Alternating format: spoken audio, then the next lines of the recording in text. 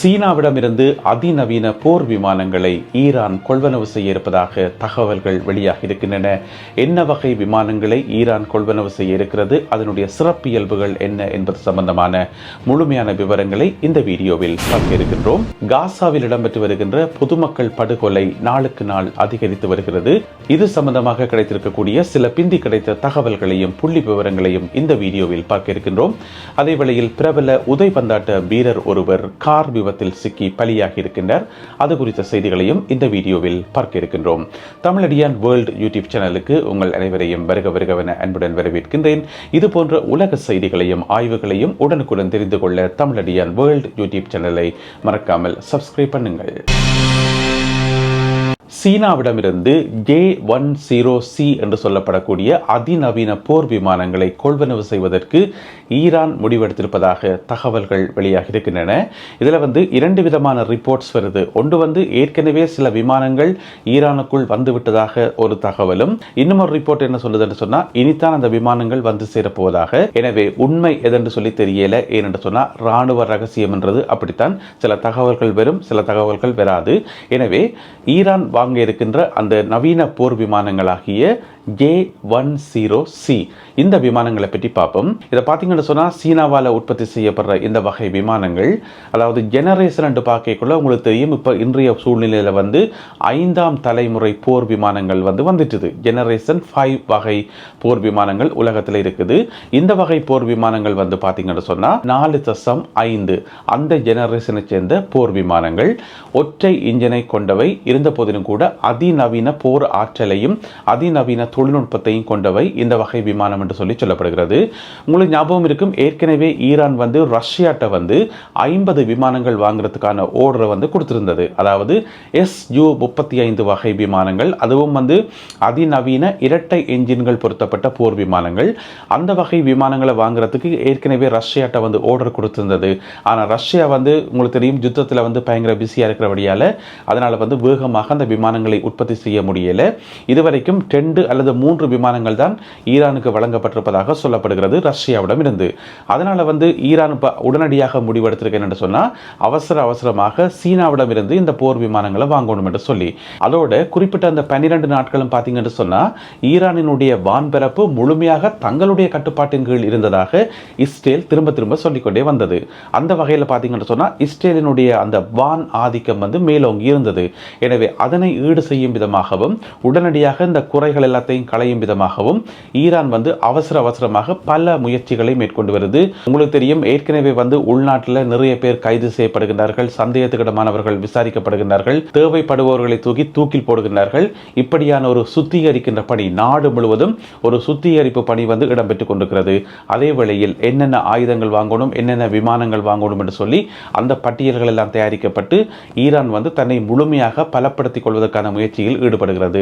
அந்த வகையில் J-10C என்று சொல்லப்படுகின்ற இந்த அதிநவீன போர் விமானங்களை சீனாவிடமிருந்து வாங்குவதற்கு முடிவெடுத்திருக்கிறது ஈரான். இந்த வகை விமானங்களை நாங்கள் அமெரிக்காவில் உற்பத்தி செய்யப்படுற F-16C வகை விமானங்களோட ஒப்பிட முடியும். உங்களுக்கு தெரியும், அமெரிக்காவில் F-16 வகை விமானங்கள் A, B, C, D என்று சொல்லி நிறைய வெரைட்டியாக உற்பத்தி செய்யப்படுகின்றன. அதில் F-16C வகை விமானங்களோட இந்த J-10C விமானங்களை ஒப்பிட முடியும். ரெண்டுமே சமமான ஃபங்க்ஷன்ஸ் கொண்டதாக சொல்லப்படுகிறது. அதே வேளையில் ஸ்வீடனில் உற்பத்தி செய்யப்படுகின்ற கிரிப்பன் E என்று சொல்லப்படுற ஒரு போர் விமானம் இருக்குது. அது ஸ்வீடனில் உற்பத்தி செய்யப்படுற மிக அதிநவீன போர் விமானம் கிரிப்பன் E என்று சொல்லி, அந்த விமானத்தோடையும் இந்த விமானத்தை கம்பேர் பண்ணி பார்க்க முடியும். ரெண்டுமே சமமான ஆற்றலை கொண்டவை என்று சொல்லி சொல்லப்படுகிறது. இந்த விமானங்களோட சிறப்பு என்னன்னு சொன்னா, இதுல 2 வகையான மிசைல்ஸ் பொருத்த முடியும். 2 வகையான ஏவுகணைகள், அதாவது ஒன்று ஏர் டு ஏர் ஏவுகணைகள், அதாவது வானத்தில் இருந்து தாக்குதலை மேற்கொண்டு இன்னும் ஒரு வானத்தில் இருக்கக்கூடிய இலக்கை தாக்கி அளிக்கிற முறையைத்தான் சொல்றது ஏர் டு ஏர் மிசைல்ஸ் என்று சொல்லி. அதாவது இந்த விமானத்தில் இருந்து ஒரு ஏவுகணையை ஏவி இன்னும் ஒரு விமானத்திலிருந்து வரக்கூடிய ஒரு குண்டை நடுவானத்தில் வச்சு தடுக்க முடியும். அதுதான் ஏர் டு ஏர் மிசைல்ஸ் என்று சொல்றது. அந்த மாதிரியான மிசைல்ஸ் இதில் பொருத்த முடியும். அது முதலாவது. இரண்டாவது ஏர் டு கிரவுண்ட், அதாவது வானத்தில் இருந்து தரையில் இருக்கிற ஒரு இலக்கை துல்லியமாக தாக்கி அளிக்க முடியும் என்று சொல்லப்படுகிறது. எனவே இந்த 2 வகையான மிசைல்ஸும் இந்த விமானத்தில் பொருத்த முடியுமாம். அதோட ஈரானிடம் இருக்கக்கூடிய அதிநவீன ஏவுகணைகள் மிசைல்ஸ் பார்த்தீங்கன்னு சொன்னா PL-15 என்று சொல்றது. PL-15 இது வந்து நீண்ட தூரம் பறந்து சென்று இலக்குகளை தாக்கி அளிக்கும் வல்லமை கொண்டது என்று சொல்லப்படுகிறது. கிட்டத்தட்ட வானத்தில் இருந்து ஏவும் போது 200 கிலோமீட்டர் தூரம் பறந்து சென்று இலக்குகளை தாக்குமாம் இந்த வகை ஏவுகணைகள். 200 கிலோமீட்டர் இது லாங் ரேஞ்ச். அதே மாதிரி ஷார்ட் ரேஞ்ச் என்று சொல்லப்படுற குறுகிய தூரம் பறந்து செல்லக்கூடியது PL-10 அந்த வகை ஏவுகணைகளும் வந்து இந்த விமானத்தில் பொருத்த முடியும் என்று சொல்லப்படுகிறது. எனவே இப்படியான அதிநவீன வசதிகளை கொண்ட J-10C வகை விமானங்களை சீனாவிடமிருந்து கொள்வனவு செய்கிறது ஈரான். காசால பார்த்தீங்கன்னு சொன்னால் ஒவ்வொரு நாளுமே அப்பாவி மக்கள் தொடர்ச்சியாக கொல்லப்படுறது உங்கள் எல்லாருக்குமே தெரியும். அப்பாவி பலஸ்தீனர்கள் வந்து போரோட எந்த வகையிலையும் சம்மந்தமே இல்லாத அப்பாவி பலஸ்தீனர்கள் வந்து காசால ஒவ்வொரு நாளுமே கொல்லப்படுறது உங்களுக்கு தெரியும். இதில் வந்து ஏற்றுக்கொள்ளவே முடியாத ஒரு விஷயம் என்னென்னு சொன்னால் உணவுப் பொருட்களை வாங்க போய்க்குள்ள கொல்லப்படுறது. அதாவது காசா மக்களுக்கு ஒழுங்கான சாப்பாடே கிடைக்கிறதுன்றது உங்களுக்கு தெரியும். அப்படி இருந்தும் கூட கிடைக்கிற அந்த ஒரு கொஞ்சம் உணவையாவது வாங்குறதுக்கு போய் கீழே நிற்கிற மக்கள் மேலே தொடர்ச்சியாக இஸ்ரேலிய படையினர் தாக்குதலை மேற்கொண்டு அதில் வந்து கடந்த 11 வாரங்களில் மட்டும் இப்போ வந்திருக்கிற புள்ளி விவரத்தில் சொல்லப்பட்டிருக்கிறது. கடந்த 11 வாரங்களில் மட்டும் 600க்கு மேற்பட்டவர்கள் சாப்பாடு வாங்க போன இடத்துல மட்டும் கொல்லப்பட்டிருக்கிறார்கள். இதை வந்து எந்த வகையில் ஏற்றுக்கொள்றது, இதை வந்து எப்படி சர்வதேச நாடுகள் வந்து பார்த்து கொண்டிருக்குது. இதில் பார்த்தீங்கன்னு சொன்னால் GHF என்று சொல்லப்படுற ஒரு அமைப்பு, அதாவது காசா ஹியூமனிடேரியன் ஃபவுண்டேஷன் என்று சொல்லப்படுற ஒரு அமைப்பு. பேரில் மட்டும்தான் ஹியூமனிடேரியன் இருக்கே தவிர மனிதாபிமானம் இருக்கே தவிர அவர்களுடைய நடவடிக்கையில் இல்லை என்று சொல்லப்படுது. இந்த அமைப்பால் வழங்கப்படுற உணவுப் பொருட்களை வாங்க போற பொதுமக்கள்லாம் தொடர்ச்சியாக கொல்லப்படுகிறார்கள் என்று சொல்லப்படுகிறது. எனவே இந்த அமைப்பு வந்து யாரால இயக்கப்படுற அமைப்பு, இந்த அமைப்புக்கு பின்னால் இருக்கிறது யாருன்றது உங்கள் எல்லாருக்குமே தெரியும். எனவே GHF என்று சொல்லப்படுற இந்த அமைப்பு வந்து எங்களுக்கு வேண்டாம், அவர்கள் எங்களுக்கு உணவுப் பொருட்களை கொண்டு வர வேண்டாம் என்று சொல்லி இப்பொழுது காசா மக்கள் தொடர்ச்சியாக வேண்டுகோள் வைத்துக் கொண்டிருக்கிறார்கள். ஐக்கிய நாடுகள் சபை நேரடியாக வந்து ஐநாவால மட்டும்தான் உணவுப் பொருட்களை வழங்கணும், அதுதான் எங்களுக்கு பாதுகாப்பானது என்று சொல்லி காசா மக்கள் தொடர்ச்சியாக சொல்லிக்கொண்டே வருகின்றார்கள். ஆனால் இன்று வரைக்கும் பார்த்தீங்கன்னு சொன்னால் தொடர்ந்து அந்த மக்களுக்கு உணவு கொடுக்கிறதே இந்த GHF என்று சொல்லப்படுற சந்தேகத்துக்கிடமான இந்த அமைப்பு தான். எனவே இந்த அமைப்பிட்ட சாப்பாடு வாங்க போற பொதுமக்கள்லாம் தொடர்ச்சியாக கொல்லப்படுகிறார்கள். அது மட்டும் இல்லாமல் இந்த அமைப்பால் வந்து குறிப்பிட்ட சில இடங்கள் வந்து தெரிவு செய்யப்பட்டு அந்த இடத்துக்கு தான் சாப்பாடு வாங்க வரணும் என்று சொல்லப்படுகிறது. அந்த இடத்தை சொல்றது SDS என்று சொல்லி, அதாவது செக்யூர் டிஸ்ட்ரிபியூஷன் சைட்ஸ் என்று சொல்லி அதை சொல்றது. அதைத்தான் STS என்று சொல்றது. அதில் பார்த்தா எந்த விதமான செக்யூரும் இல்லை, எந்த விதமான செக்யூரிட்டியும் இல்லை. அங்க போற மக்கள்லாம் கொல்லப்படினம். எனவே இப்படியான இடங்கள் வந்து காசால பல இடங்கள் இருக்கு என்று சொல்லப்படுகிறது. இப்போ உங்களுக்கு தெரியும், ஒரு யுத்தம் நடக்கிற இடத்துல இது எங்கட மண்ணிலே நடந்தது.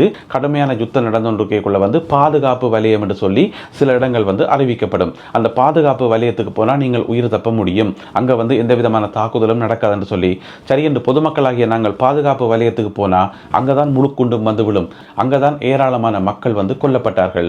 எனவே இதுதான் இப்ப காசாலே நடந்து இருக்குது. இந்த மாதிரி SDS என்று சொல்லப்படுற இடங்களுக்கு வாங்கோ, அங்க எந்த விதமான பிரச்சனையுமே இல்லை, அங்க யாருமே கொல்லப்பட மாட்டார்கள், அங்க சண்டை நடக்காது என்று சொல்லி அங்க வந்து சாப்பாடு வாங்குங்கன்னு சொல்லி போட்டு அங்க போற பொதுமக்கள் தான் சுட்டுக் கொல்லப்படுகிறார்கள், துப்பாக்கிகளால் சுட்டுக் கொல்லப்படுகிறார்கள். அதாவது வடிவா கவனிக்கணும், இப்போ சண்டை நடக்கக்குள்ள ஷெல் பட்டு அந்த மாதிரியெல்லாம் யாரும் கொல்லப்படையில. இது வந்து சாப்பாடு வாங்கன்னு சொல்லி போட்டு நேரடியாக இலக்கு வைக்கப்பட்டு துப்பாக்கியால் சுடப்பட்டு அவர்கள் கொல்லப்பட்டிருக்கிறார்கள். எனவே காசா மக்கள் திரும்ப திரும்ப சொல்ற விஷயம் என்னென்னு சொன்னா, எங்களுக்கு இந்த GHF என்று சொல்லப்படுற அமைப்பும் வேண்டாம், இந்த STS என்று சொல்லப்படுற இடங்களும் வேண்டாம், எங்களை வந்து ஐநா பொறுப்பெடுக்கணும், ஐநா வந்து நேரடியாக உணவுப் பொருட்களை தரணும் என்று சொல்லி காசா மக்கள் திரும்ப திரும்ப கேட்டுக்கொண்டிருக்கணும். ஆனா அது வந்து யாருடைய காதலையும் விழுந்த மாதிரி தெரியல. பிரபல உதைபந்தாட்ட வீரர் ஒருவர் கார் விபத்திலே கொல்லப்பட்ட சம்பவம் உலகம் முழுவதும் பெரும் அதிர்வலைகளை உருவாக்கி இருக்கிறது. ஸ்பெயினிலே இந்த கார் விபத்து இடம்பெற்றது நேற்றிரவு. இதிலே கொல்லப்பட்ட உதைபந்தாட்ட வீரர் யாருன்னு பார்த்தீங்கன்னு சொன்னா, போர்த்துகல் அணியைச் சேர்ந்த டியோகோ ஜோட்டோ என்று சொல்லப்படுற 28 வயதுடைய பிரபல உதைபந்தாட்ட வீரர் தான் கொல்லப்பட்டிருந்தார். அவருடைய சகோதரரும் இந்த விபத்திலே படுகாயமடைந்து பின்னர் உயிரிழந்ததாக சொல்லப்படுகிறது. குறிப்பிட்ட இந்த வீரர் வந்து பிரித்தானியாவினுடைய லிவர்பூல் அணிக்காகவும் விளையாடுகின்ற ஒருவர் என சொல்லப்படுகிறது. 10 நாட்களுக்கு முன்னர் தான் அவருக்கு திருமணமாகி இருந்தமை குறிப்பிடத்தக்கது. நல்லது அன்பான உறவுகளே, இத்துடன் இன்றைய செய்திகளும் தகவல்களும் நிறைவு பெறுகின்றன. இந்த வீடியோவை நிறைவு செய்வதற்கு முதல் உங்களுக்கு ஒரு தகவல் ஒன்று சொல்ல வேண்டும். அதாவது ரஷ்யாவுக்கு உதவி செய்யக்கூடிய 100க்கும் மேற்பட்ட ரகசிய நிறுவனங்கள், இந்த உலகத்தின் சில பகுதிகளில் இயங்கக்கூடிய 100க்கும் மேற்பட்ட ரகசிய நிறுவனங்கள் பற்றிய ஒரு முக்கியமான தகவல் ஒன்று வெளிவந்திருக்கிறது. அவை எல்லாவற்றையும் தொகுத்து ஒரு வீடியோவில் நான் சொல்லியிருக்கிறேன். அந்த வீடியோவுக்கான இணைப்பு கீழே முதலாவது கமெண்டில் போட்டு பின் பண்ணியிருக்கிறேன். அந்த வீடியோவை நீங்கள் இதுவரைக்கும் பார்க்கலன்னு சொன்னால் மறக்காமல் அந்த வீடியோவையும் பாருங்கள். ரஷ்யாவுக்கு உதவி செய்யக்கூடிய 100க்கும் மேற்பட்ட நிறுவனங்கள், எல்லாமே புதிய புதிய நிறுவனங்கள், எப்படி உருவாக்கப்பட்டது, எங்கே உருவாக்கப்பட்டது, யாரால் உருவாக்கப்பட்டது என்று சொல்லி சகல விவரங்களும் அந்த வீடியோவில் இருக்குது. மீண்டும் மற்றொரு வீடியோவில் உங்களை சந்திக்கின்றேன். அதுவரை நன்றி, வணக்கம்.